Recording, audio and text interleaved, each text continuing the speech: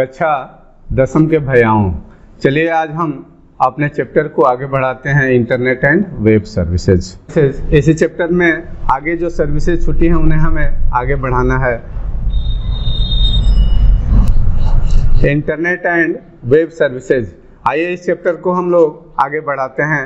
इसमें अगली जो सुविधा है ई गवर्नेंस, सरकार की पॉलिसी अगर वह अपनी जनता या किसी व्यवसाय या अपने गवर्नमेंट के किसी दूसरे डिपार्टमेंट पे अप्लाई करती है या उसे ऑर्गेनाइज करती है या गवर्न करती है, तो यह सर्विस ई गवर्नेंस कहलाता है। सरकार अपनी पॉलिसीज अपने जनता पर या अपने व्यवसाय, जनता के व्यवसाय पर या अपने किसी डिपार्टमेंट पर लागू करती है, तो वह ई गवर्नेंस कहलाता है। E governance is the application of information technology to the process of government functioning to bring about a new smart governance. यह ई गवर्नेंस 3 प्रकार के होते हैं। पहला G2G, यानी कि गवर्नमेंट अपनी पॉलिसी गवर्नमेंट के अपने दूसरे डिपार्टमेंट के द्वारा गवर्न करती है, तो वह G2G कहलाता है। गवर्नमेंट टू बिजनेस, अगर गवर्नमेंट अपनी पॉलिसीज बिजनेस मैन्स पे अप्लाई करती है तो वह G2B कहलाता है। अगर गवर्नमेंट अपनी पॉलिसीज अपने सिटीजन पे अप्लाई करती है तो उसे G2C कहते हैं। G2C में जैसे कोई पर्सन, कोई व्यक्ति अपना इनकम टैक्स रिटर्न करता है, अगर कोई व्यक्ति अपना इनकम टैक्स रिटर्न करता है तो वह G2C के कैटेगरी में आता है। अगर कोई बिजनेसमैन अपना रिटर्न दाखिल करता है तो वह G2B के अंतर्गत आता है। और दो गवर्नमेंट के बीच में जो गवर्नेंस होता है, जो पैसे का लेन देन होता है या जो पॉलिसीज या गवर्नेंस या फंक्शनिंग आपस में एक्सचेंज होती है, वह G2G कहलाता है। जैसे मान लीजिए कि कोई पुल बनना है और पुल का आधा हिस्सा किसी एक स्टेट में है और आधा हिस्सा दूसरे स्टेट में है, तो यह आपस में तालमेल बनाते हैं कि पुल आप बना दीजिए, हम आपको पैसा दे देते हैं, या आप हमको पैसा दे दीजिए तो हम पुल बना देंगे। तो यह गवर्नेंस G2G कहलाता है। यह गवर्नेंस स्मार्ट गवर्नेंस है, जिसमें स्मार्ट के एब्रिविएशन यहाँ दिए गए हैं कि यह गवर्नेंस सिंपल तरीके से हो सकता है, आसानी से हम गवर्न कर सकते हैं। कोई बिजनेसमैन आसानी से अपने रिटर्न दाखिल कर सकता है, कोई पर्सन आसानी से, सिटीजन अपने आसानी से इनकम टैक्स रिटर्न कर सकता है, या बड़ी आसानी से दो गवर्नमेंट के ऑर्गेनाइजेशन आपस में फंक्शनिंग परफॉर्म कर सकती हैं। मोरल, इस गवर्नेंस में हमारे मोरल रिस्पॉन्सिबिलिटी होती है, सिटीजन की अपनी मोरल रिस्पॉन्सिबिलिटी होती है कि वह अपना इनकम टैक्स रिटर्न दाखिल करें, बिजनेसमैन अपना इनकम टैक्स रिटर्न दाखिल करें। ये अपने जो नैतिक जिम्मेदारी होती हैं उन जिम्मेदारियों का पालन हम इस ई गवर्नेंस के माध्यम से कर सकते हैं। यह गवर्नेंस अकाउंटेबल होता है, यानी कि अगर हम देते हैं किसी को पैसा या किसी से पैसा रिसीव करते हैं, हम अपना इनकम टैक्स दिए और इस इनकम टैक्स रिटर्न दाखिल किए और जो हमें पैसा मिला, ये सारे अकाउंटेबिलिटी होती है, अकाउंट में ये मेंटेन होते हैं। कभी भी हम चाहेंगे तो इस तरह के ट्रांजैक्शन को रिव्यू कर सकते हैं, देख सकते हैं फ्यूचर रेफरेंस के लिए। यह गवर्नेंस रिस्पॉन्सिबल होता है, रिस्पॉन्सिबिलिटी के आधार पर हम अपना गवर्नेंस या हमारी जो जिम्मेदारी है या सरकार की जो जिम्मेदारी है, जो बिजनेसमैन की जिम्मेदारी है, वो अपनी जिम्मेदारियों का पालन इस गवर्नेंस के माध्यम से करते हैं। और यह गवर्नेंस ट्रांसपेरेंट होता है, पारदर्शी होता है। इसमें जो भी चीज़ें होती हैं वो हमारे सामने रिफ्लेक्ट होती हैं कि कहाँ दिया गया, कहाँ लिया गया है, पैसे का लेन देन या गवर्नेंस या फंक्शनलिटी पूरी तरह से पारदर्शी होता है। अगला सर्विस है या इसमें है implementation of e governance. E governance कहाँ कहाँ इम्प्लीमेंट होता है, जैसे ई पोस्ट।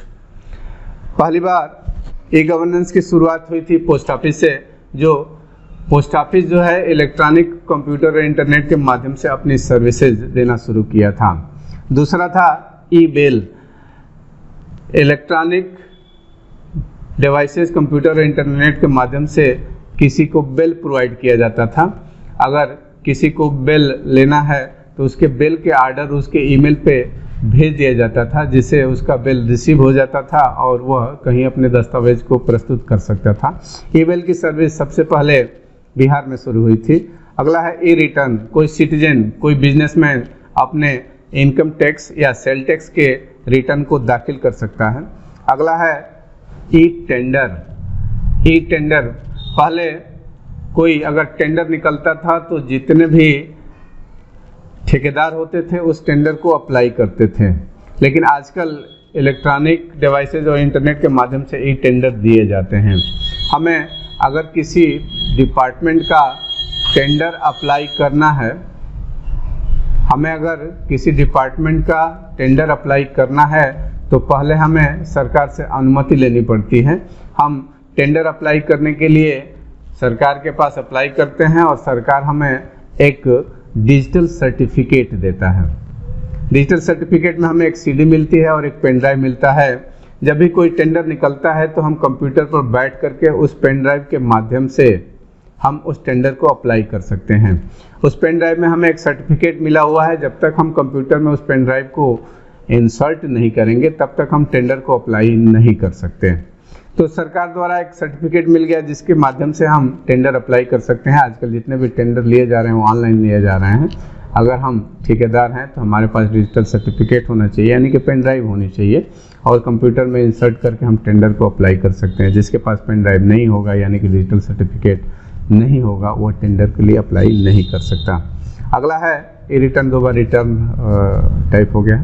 अगला है ई कैश। अगर हम किसी को कैश पेमेंट देना चाहते हैं या किसी से कैश रिसीव करना चाहते हैं तो हम ई गवर्नेंस के माध्यम से मनी पे कर सकते हैं या मनी रिसीव कर सकते हैं।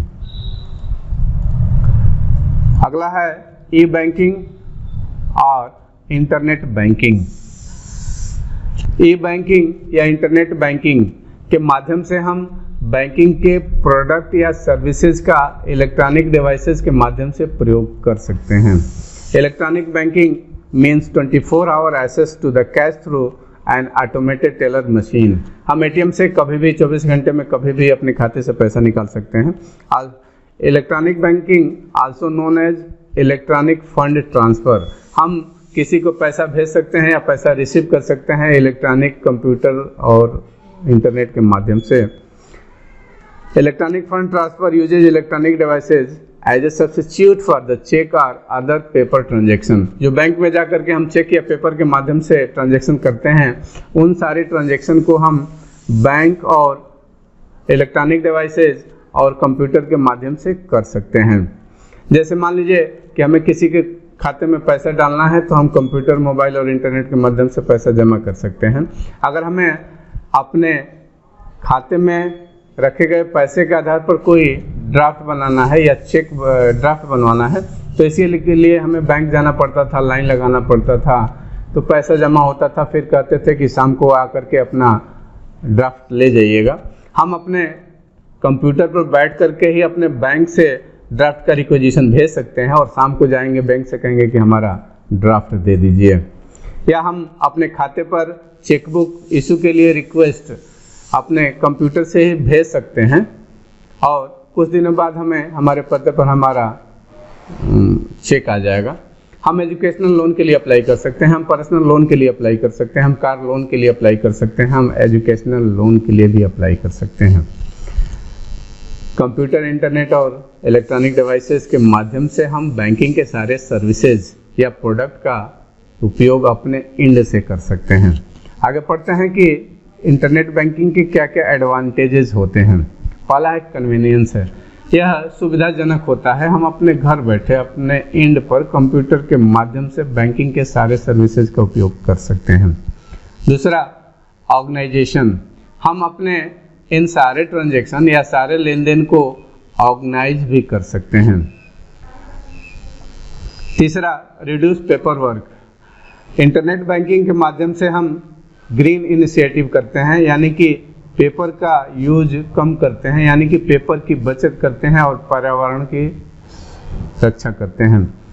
इंटरनेट बैंकिंग से पेपर वर्क रिड्यूस हो जाता है और इलेक्ट्रॉनिक माध्यम से हमारे ट्रांजैक्शन होते हैं। और चौथा है कॉन्फिडेंशियलिटी, हमारे जितने भी ट्रांजैक्शन होते हैं वो कॉन्फिडेंशियल होते हैं। अन्य कोई हमारे ट्रांजैक्शन को नहीं देख सकता, अन्य हमारे लेन देन के अमाउंट को नहीं देख सकता, हमारे इंटरनेट बैंकिंग से जुड़ी जितनी भी गतिविधियां हैं उन्हें कोई ट्रैक नहीं कर सकता। अगला है डिसएडवांटेजेज ऑफ ऑनलाइन बैंकिंग। अगला है सिक्योरिटी इशू। किसी किसी केस में हमारे साथ सिक्योरिटी का इशू हो सकता है। अगर हम कंप्यूटर, इंटरनेट और मोबाइल का प्रयोग अच्छे तरीके से नहीं करना जानते तो किसी किसी केस में हमारे साथ धोखाधड़ी हो सकती है। लैक ऑफ डॉक्यूमेंटेशन, कभी कभी हमारे साथ धोखाधड़ी हो जाती है तो उसमें कभी कभी ऐसे केसेस आते हैं कि हमारे पास एक्चुअल प्रूफ नहीं रहता कि हम प्रूफ के तौर पर उस डॉक्यूमेंट को पेश करें। या सिस्टम फेलियर, जैसे अगर हम इंटरनेट बैंकिंग करते हैं उसी समय सिस्टम फेलियर हो गया, हमारा कंप्यूटर फेलियर हो गया, हमारे बैंक का कंप्यूटर फेलियर हो गया या बीच का इंटरनेट फेलियर हो गया, तो इस तरह के दिक्कत हमारे साथ आ सकती है और हमारे साथ नुकसान हो सकता है। अगला है e shopping. E shopping is also known as electronic shopping और ऑनलाइन शॉपिंग। इंटरनेट, कंप्यूटर और मोबाइल के माध्यम से हम घर बैठे शॉपिंग कर सकते हैं या किसी प्रोडक्ट को परचेज कर सकते हैं या किसी सर्विस को परचेज करते हैं direct from the seller. It means purchasing product और services directly from a seller over the internet using a web browser by giving online or offline payment. You need not go to the shop or store to buy a product.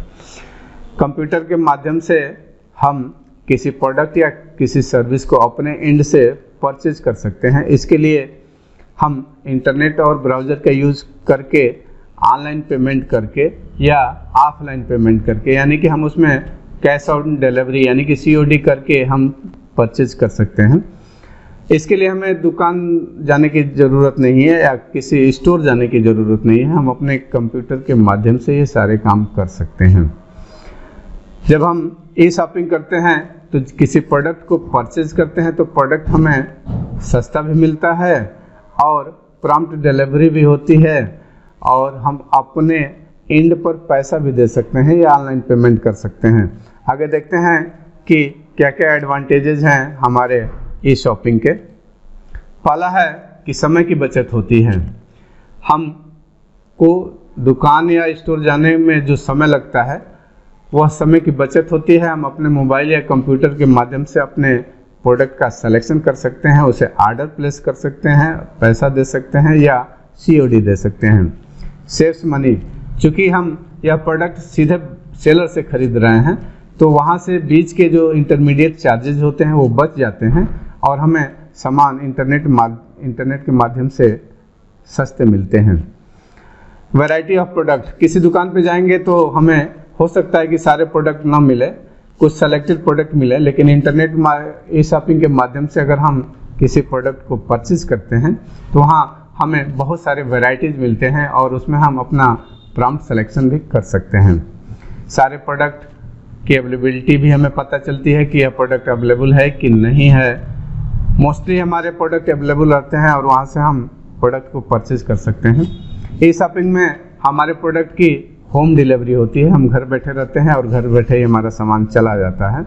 और ई shopping का last advantage है कि lots of payment option, किसी product को खरीदने के लिए हमें बहुत तरह के पेमेंट ऑप्शन मिलते हैं। हम अपने डेबिट कार्ड से पेमेंट कर सकते हैं, हम इंटरनेट बैंकिंग के माध्यम से पेमेंट कर सकते हैं, हम अपने क्रेडिट कार्ड के माध्यम से पेमेंट कर सकते हैं, हम अपने वॉलेट के माध्यम से पेमेंट कर सकते हैं।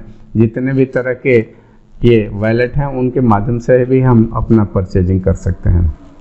अगला है disadvantages of E shopping. E shopping के क्या क्या डिसएडवांटेजेज होते हैं। पहला है कभी कभी हमें प्रोडक्ट मिलने में डिले होता है, समय लगता है, समय से हमें प्रोडक्ट नहीं मिलता है, यह एक डिसएडवांटेजेज है। या अगर हम COD फॉर्म में किसी प्रोडक्ट को मंगाए हैं तो गारंटी नहीं है कि हमारे एंड पर आएगा, क्योंकि हमने पैसा दिया नहीं है।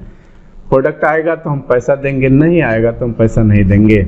जितने भी ऑर्डर्स COD होते हैं मोस्टली बीच में ही हैक कर लिए जाते हैं, बीच में ही उठा लिया जाता है और वहीं पे पैसा दे दिया जाता है। जैसे कि हमने ऑर्डर किया, हमको हमने COD ऑर्डर दिया, हमारे एंड पर प्रोडक्ट आता तो हम पैसा देते। तो बीच में अगर जो कुरियर के माध्यम से हमारा सामान आ रहा है तो बीच में ही कोई उसको ले सकता है और वहीं पे पेमेंट दे सकता है, इस तरह का डिले हो सकता है।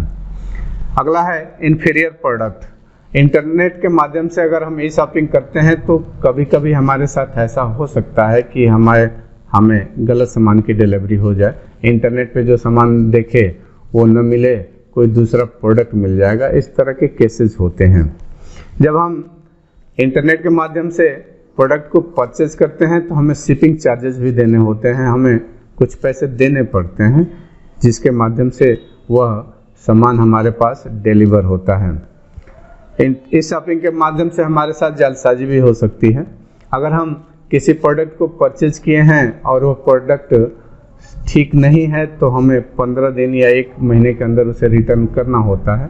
तो रिटर्निंग की प्रॉब्लम होती है कि एक सामान मंगाए उसका चार्ज दिए और फिर जो है रिटर्निंग का कुरियर का चार्ज देना, फिर आएगा, ये सारे प्रॉब्लम हमारे ई शॉपिंग के साथ होते हैं। अगला है ई reservation. E-reservation. E-reservation is also known as online reservation. It is the process of making reservation electronically via internet. Using this service, we can book ticket, room, etc. हम कंप्यूटर, इंटरनेट और mobile के माध्यम से online reservation करा सकते हैं, हम online train का रिजर्वेशन करा सकते हैं, हम ऑनलाइन